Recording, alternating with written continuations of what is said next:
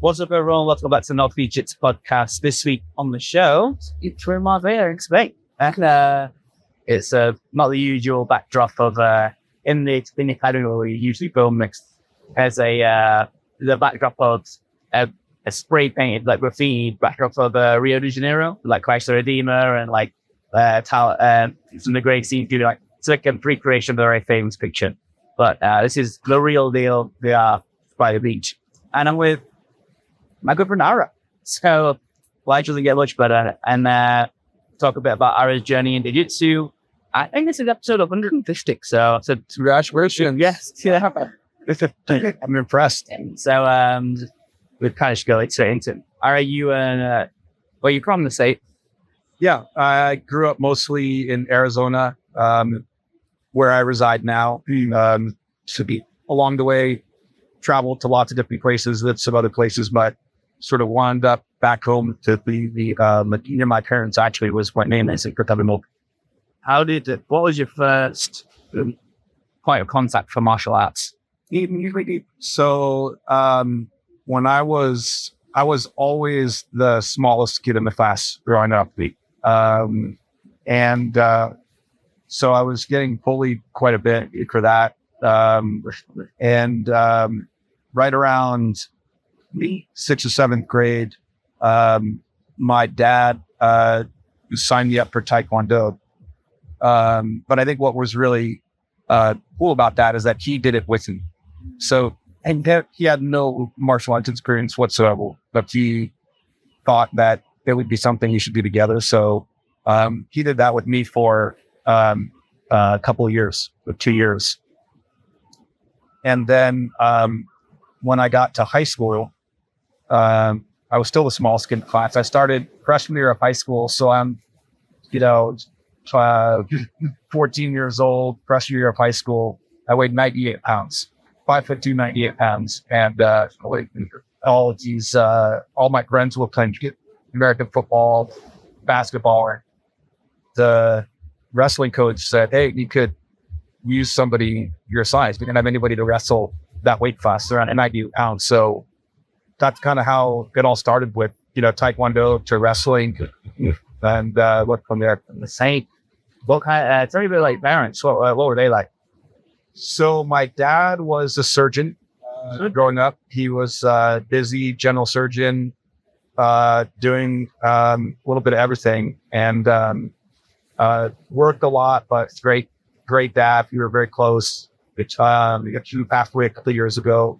My mom is a writer. She was a English teacher. She wrote a bunch of novels. It's cool. And so yeah, between a surgeon and a writer, that's kind of how I grew up. What did you want to feel when you were growing up? You always know you wanted to go into medicine and surgery, or was it upon you? No, not at all. I think my dad struggled with his career a bit. So there are a lot of different reasons, just kind of the amount that he had to work and the pressure of the job. So he never encouraged me at all. I mean, I did spend a lot of time with him sort of by necessity, because he would, go to the movies and then he'd get called out and then you'd have to go. So I would end up, I spent a lot of hours at hospitals tagging along with him, not by choice, growing up. So I knew about it, but he didn't in any way push me into doing it. But I did know from a fairly young age that I wanted to not just be a doctor or be a surgeon, that I wanted to be a trauma surgeon. I knew that when I was, I think, 16 years old. Interesting. How did you know that? Why started because? Well, so it started because we had a family friend, a young woman, who was in a terrible car crash and ended up being saved by a trauma surgeon that was a friend of my parents. And so I was sort of very close to that episode, and just sort of understanding what that trauma surgeon did for this person that we knew. And I sort of asked a lot of questions. I was very interested in that story. And that's when I kind of saw that, okay, it's kind of like what my dad does, but it's different. And I like what's different about it. So that's sort of how I that was sort of the moment that I knew that I wanted to do that. It's honest. Once you had that realization with having your dad, said, well, was it like a clear path of what you needed to do? I don't think it was necessarily, I knew how to get there, but I certainly had to figure out a lot of things in order to make that happen along the way. I think I'm very open about the fact that I had every advantage, coming from a medical family, coming from a family that had the means to support me. So as an example, in the States, it's very difficult to get into medical school unless you're a straight A student in college or close to it. And so my parents said, well, we don't want you to work. Like, if you want to go to medical school, you need to get things where you didn't want you to work. So things like that, where I had support that other people wouldn't have available to them. A lot of those things were really critical to my journey. Of just I have a lot of told. Do you ever have any doubts along the way? I always had a lot of confidence in sort of my academic ability, and so I went through high school, college, all of that, thinking, this is. I actually thought it was school of any kind was always very easy for me, and I ended up getting into medical school at Yale University, and it's a very small class. It's 100 people, and it's a place that because it's only 100 people, they get their fill. And I remember showing up there, and after the first couple of weeks, looking around and saying, not only am I not the smartest person here, I'm not even close. And on top of that, all these people work harder than I do. They have more discipline. They had study schedules. They were constantly creating and studying. Right? I had always just kind of winged it and managed to get by with great grades. And that was a big moment of self-doubt where it was like, either I'm going to have to change everything that I do in terms of my approach to studying and academics, or I'm not going to make it. It was, I remember a really big reckoning for me. Who were your biggest mentors at that time? So I had a best friend, brilliant friend that I'm still friends with to this day. I just saw her the other day, and he went on to be the chief quality officer for one of Harvard hospitals. This brilliant guy, and he basically was like, "Look, I'll teach you how to study. No problem. He helped me make a study schedule. So would ask me, hey, did you read this or did you do that? Or, hey, I just reviewed this. This is really helpful."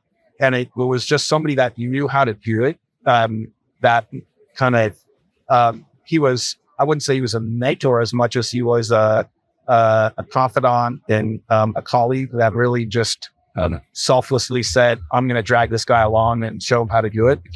But early in my first year of medical school, I went to see the chief of trauma at Yale at the time. And I just told him, I want to be a trauma surgeon. And he said, great. And to this day, he's my mentor. So we've written textbooks together. We've written dozens of, scientific articles and book chapters. So why did you, what was it about this guy that you were like, I want to be around this guy? Well, honestly, I didn't know anything about him. I just knew he was the chief. So it's like, if I'm going to do this, I'm going to need somebody in this department to support me. So I'll go to the chief, and usually what happens is the chief will pass you off to somebody else, right? It's like if you go to the professor and you say, I want to learn something, the professor like, go that blue belt over there will teach you how to deal with your life belt. And shockingly, he became very personally invested and really an amazing person. So and it's hard to explain, but a first year medical student walking into his office saying, I want to be a trauma surgeon is like a first grader telling you where they want to go to college, because that's the length of time is the same. It's like 12 years. So the fact that he took me seriously even is sort of shocking, right? Pat you on that and go, Yeah. okay. But he said, great, like, let's do it. I've got this project for you, and we can get started this way. And that relationship, 29 years later is still strong. Quite a inspiring and respectful attitude to have, I guess, when he's already in that trauma certain place to make that time for you, not just this next year. It's funny. I have a term for people like him, and I've only encountered a couple in my career, which is that I would term him a super mentor. So not just for me, but for many other people. So if you look at the leadership of trauma surgery in the United States, if you look at the leadership of trauma surgery in the United States, there's probably, I would say a dozen or more people that would say the same thing about her. So he had not just this ability to mentor one person, but to simultaneously mentor, tens of people, and make them all feel like they're important and their career is important to him. So I don't know how you do that, because you invest in students, and it takes a lot, right? And you sort of ration it, right? Like, I can only invest just so much in each person, and somehow he just sort of has this bottomless cup, that he can pour all that energy into so many different people that feel the same way about them that I do. To me, did your dad ever give you a good advice? What interesting life thought around surgery that resonated with you? Yeah, I think, actually, a lot of what I learned from my dad about surgery was sort of by observing him and being around him and seeing what was, what the things were that affected him both negatively and positively. I think that shaped me more than, any particular words of wisdom per se. But I think one of the things that was really important for my dad and I in surgery was that when I finished all my training, before I took my first job back in Arizona, my dad and I went to a small town in Tanzania and just operated together for that month, just on anything that showed up at the door, which was considerable. And he and I just operated together, and there were lots of little surgical hints and tricks and things that we shared, but just to share the bond of taking care of patients together, thinking through really complex problems with limited resources, and doing surgery together. It really, I got to know him in a different way and respect him both as a person and a surgeon that I didn't have before the whole event. Would you say those are some of your most treasured kind of memories of him? Oh, 100%. Yeah, I keep a picture of him in my office that I took of him after we had finished a difficult case. And that's the picture of him in my office, just because I think that's, like my peak memory. Did he get to interact much with your boys? Yeah, he did actually. He passed away about 3 years ago. So he, got plenty of time with my boys. Are 6 and 8 now. So we're almost 9 and 7. So yeah, he did get a considerable amount of time with them. It was a great joy of his life to, watch them, particularly in jiu-jitsu, because my dad didn't know anything about wrestle when I started wrestling, but I wrestled very competitively, and he became very passionate about it. So seeing the boys in jiu-jitsu for him was just like, it took him back to those days when he was cheering for me. I think he loved that they were into jiu-jitsu. It was instant. Is there anything you would think you'd like your boys to know about your dad, or advice they could have taken from him, or lessons they could have learned for the way he lived his life that they could take into their lives? Yeah, I mean, I think I think the most important thing is that he lived his life in the service of others. He did it for a living. And then when he didn't need to do it for a living anymore, he did it for free, all over the world, as a humanitarian, from, Pakistan to Africa and just every place in between. He was, truly,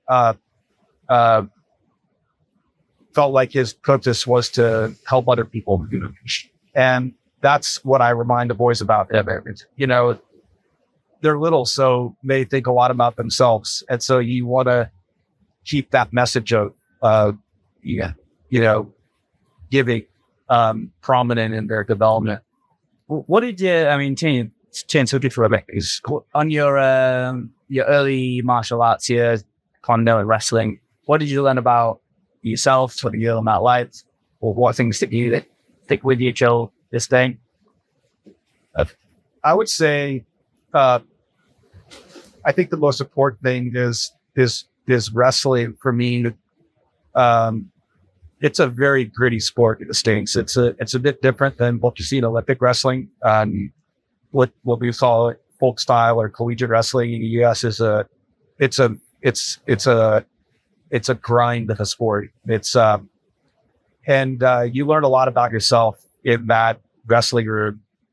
It's to this day physically the hardest thing I've ever done. I don't, and it's the kind of thing you're especially early on, you're constantly convincing yourself not to quit.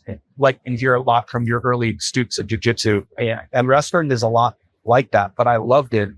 And I honestly feel like after wrestling, everything was I just felt like I was, cutting and then cutting weight and all the things that come with that, and discipline to, you can't eat. You gotta watch how much, intake the fluids and all those things together with just how tough the sport is was really choosing.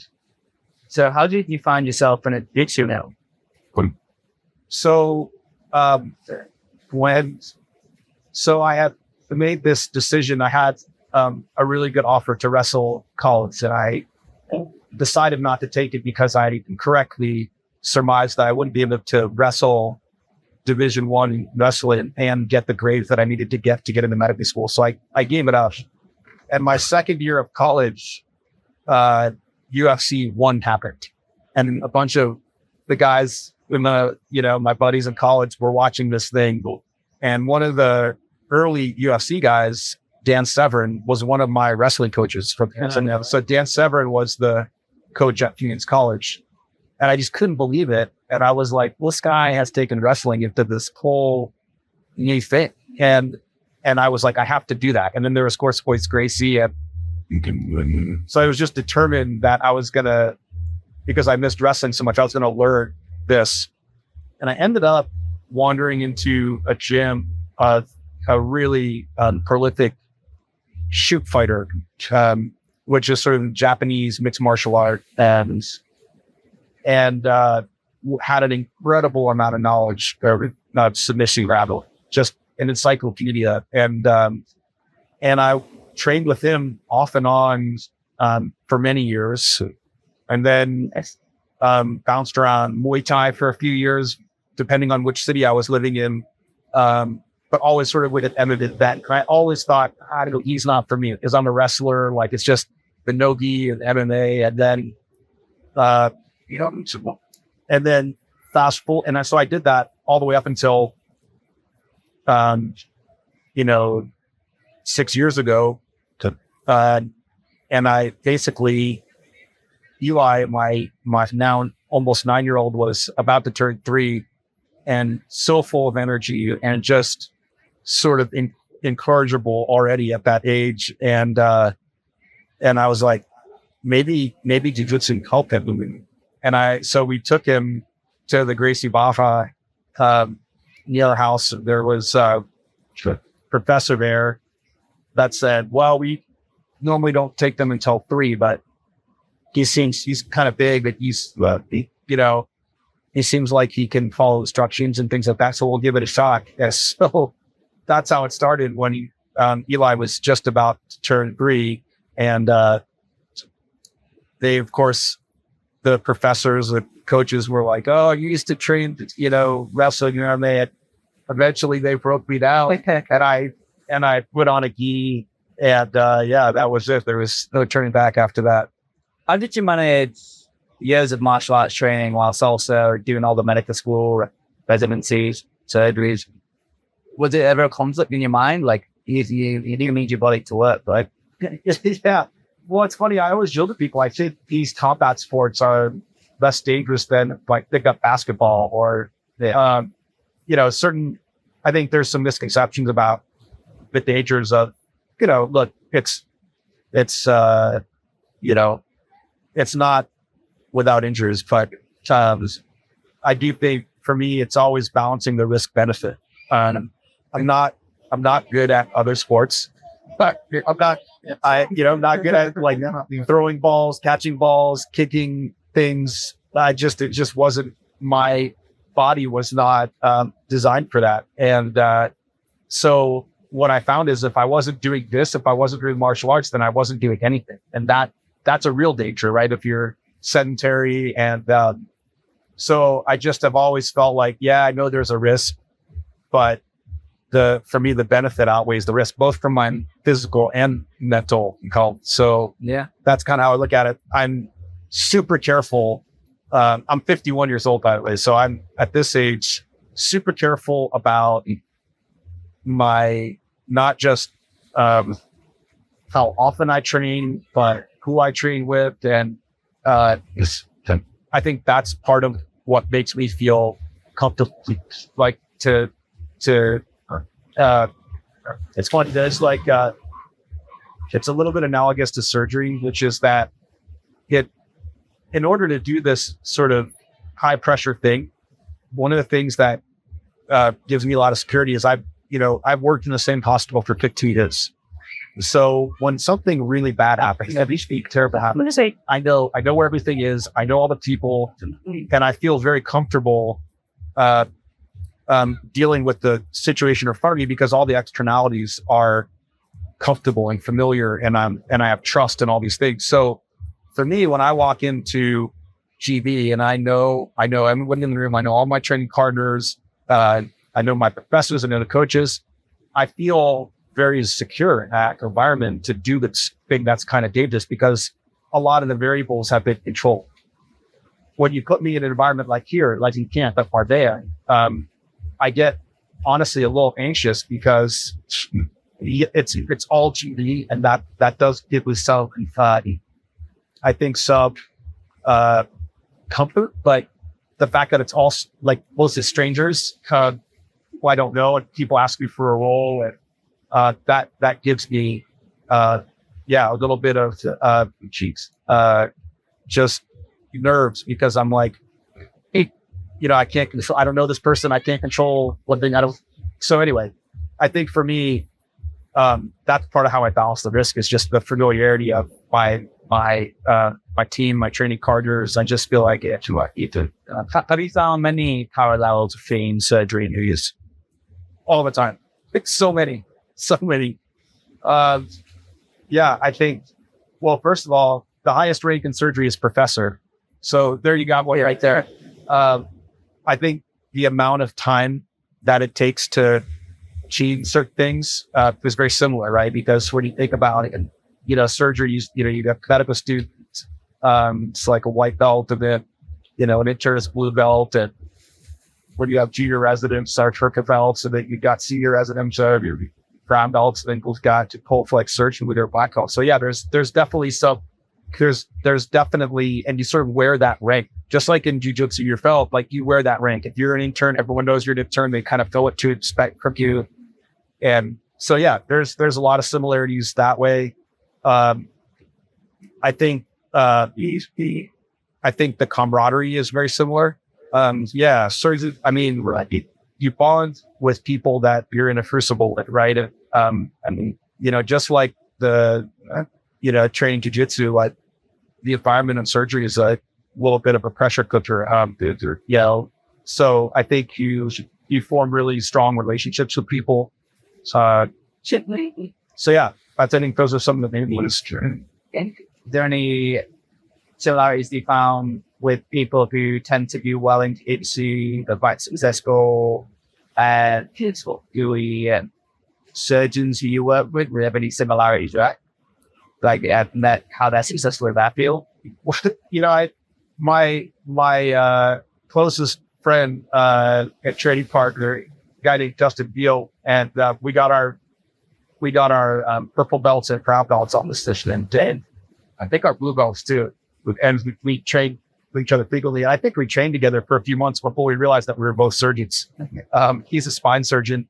But yeah, there's quite a few surgeons that you run into that really embrace jiu-jitsu. I think just sort of the steadfastness that it takes to do cool things. Right. Like stay on call, stay like with it. Yeah, they are just dipping in and out. Yeah, it's very hard to be a surgeon if you're not the support. You just can't measure. So yeah, so I think that's true. And I also heard someone say that one reason that surgeons are attracted to jiu-jitsu is, or for not just surgeons, but other people with like really high pressure jobs where the price of failure is extraordinarily high, or the tolerance for failure, like a pilot, is like zero. And I have a friend who's a pilot who also is a jiu-jitsu student, that you can go someplace where the price of failure is minimal to nothing. Yeah. And you could fail over and over and over again, and it's no big deal. Yeah. I enjoy that. Like I enjoy, tapping and roll over. Okay, let's go again. And it's like, make a huge mistake and, move my arm out and, all right. Well, I think it has this weird dual effect where you're totally right. There is no stakes on them. It involves, especially in the training room, right? But it feels like there might be an over your ego. And it's like, oh, well, this guy's a lower rank. And then they have kind of like a 10 big tough. That guy, it plays with that a lot, I think.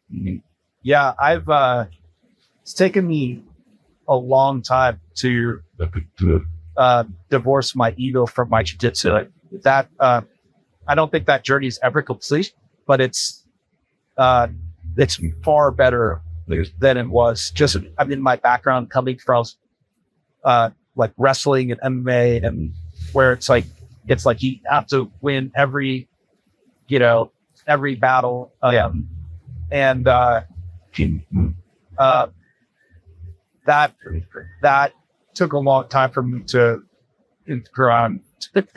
Is there any parallel to that in surgery? Are there surgeons with big egos that really need to lose them, or is it does that get lost on the way? Surgeons are notorious for having massive egos. Okay. I like to think that that's not me. You've got to have a lot of, you've got to have a lot of confidence and self-belief within me to, cut somebody in half and try to put it back together again with you. But I don't think, I wouldn't say that it's not competitive, at least for me and everyone else. Whereas like martial arts and jiu-jitsu and all these things, very competitive for you. And very much to get down on myself if, I got tapped by a lower belt, or even somebody that I just thought I should be, and would often probably go too hard when I should have just tapped and moved on. That, I learned less because of that. My jiu-jitsu journey was a lot slower because of, if I had just not worried so much about winning all the time, I would be way further along in my journey. If only now do I feel like, because I've been able to push that aside, I learned so much more. When it comes to the surgery you work, and let's say the years must seem to be terrible things, how do you deal with that on a mental level to like get to you? Does that make sense? Yeah, no, it makes sense. And I think it's a question that people often want to know about trauma surgery, just because it is true that I have seen, the human body in every disconfiguration that you can imagine, and sometimes with really bad outcomes. And so, I do think, it's interesting. A lot of the patients that I deal with are so sick that I'm not often interacting with them. So it's a bit depersonalized. I think for me, where it becomes very real emotionally is when you talk to therapists. So,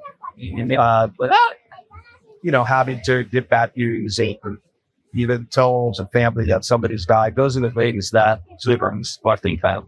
You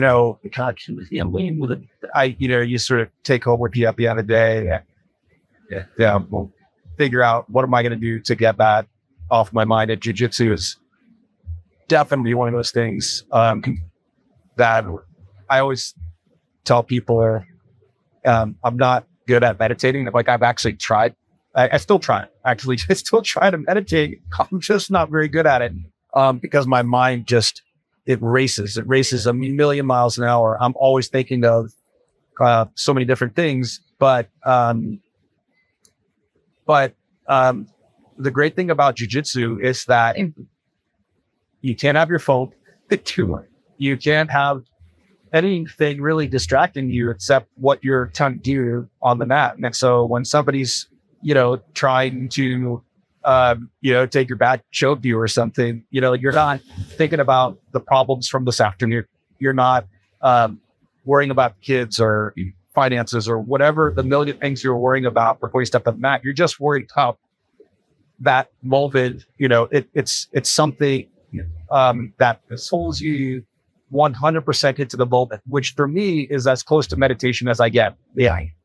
And sometimes, especially to people who don't do jitsu, it's hard to describe how valuable that is. But someone like self, especially such the work is such a successful job. Like, how can you explain to someone how valuable that being able to take that away for a bit of time, and it's like intangible, but it's quite magical at the same time. It's amazing for so many reasons. It's also, life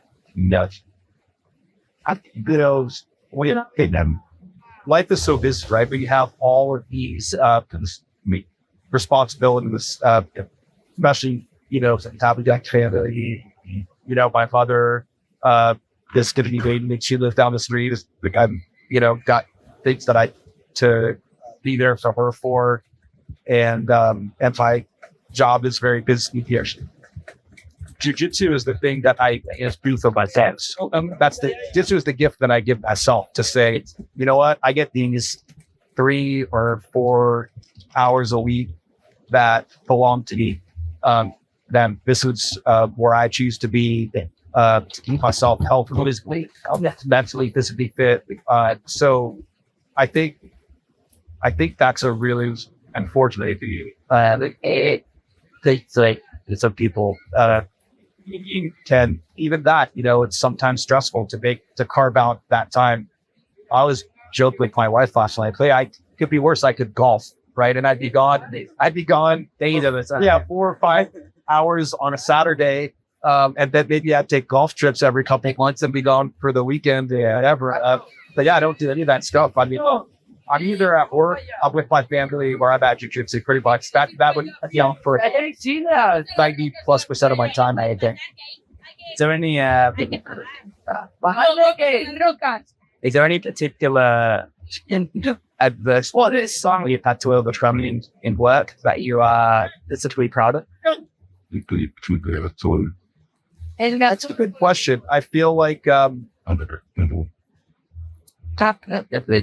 work has been a slow climb. It's been a lot of little things along the way that I've had to overcome. But I wouldn't call it adversity per se. I think I just look at it as this is a difficult job. So there's going to be just going to be hard things. Like if I didn't want it to be hard, I would have chosen something else. Like I just feel like that's just part of it. It's like it's no different than jujitsu. Like if you don't want to have somebody's elbow on your neck every once in a while, then that shouldn't surprise me. You sign up for jiu-jitsu, right? It's just kind of how it is. But yeah, I feel like I've been pretty fortunate with work. Things have always been around really good people. I've been in the same place for 15 years. That I've had partners that have been there that entire time. And some of them that had some partners that we brought on to have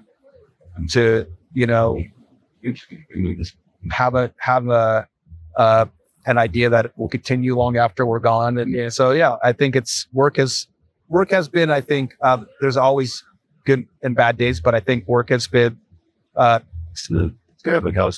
I wish for people, for my kids, in general, for people, is that you just fulfilled by your thing. You spend a lot of time here. It's like,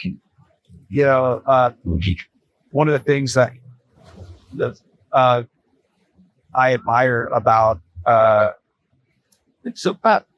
jiu-jitsu is that you see people that like you that have become extremely passionate about it and make a career out of it. And I think that's kind of I love jiu-jitsu, but I have that passion that I do as a surgeon, and so it's I've been able to make a living from it, and it's I feel lucky that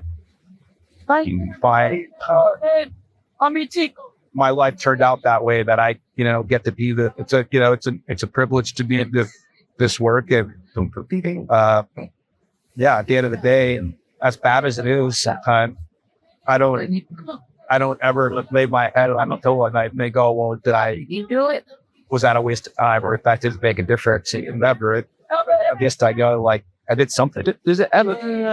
I was going to end this question trying to mind now, Lisa.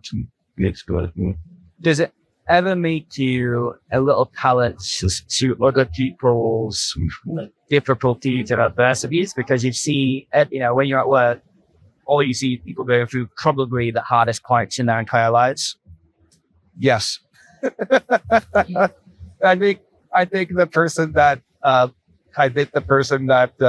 suffers the brunt of that is my wife, because I'm always those are not real problems. You want to know what real problems? You want to know what I did today?